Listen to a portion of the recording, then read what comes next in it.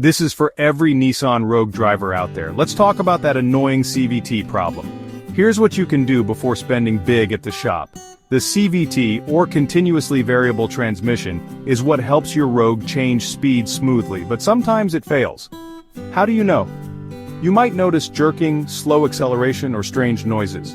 First, check your transmission fluid. Low or dirty fluid is a common cause. Look under the hood for the transmission dipstick. If the fluid is dark or smells burned, it's time to change it. Always use the fluid type recommended in your manual. Next, look for warning lights on your dashboard.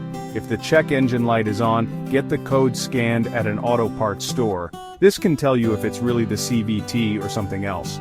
If fluid and codes don't solve it, try resetting your car's computer. Disconnect the battery for 10 minutes, then reconnect. Sometimes this clears minor issues. Still no luck? You may need a mechanic. Some CVT problems need special tools and skills, but by checking fluid, scanning codes, and resetting first, you might avoid a big repair bill. Remember, early action can save you money. Don't wait for bigger problems. That's how to tackle Nissan Rogue CVT failure, step by simple step. Stay safe, and keep your car running smooth.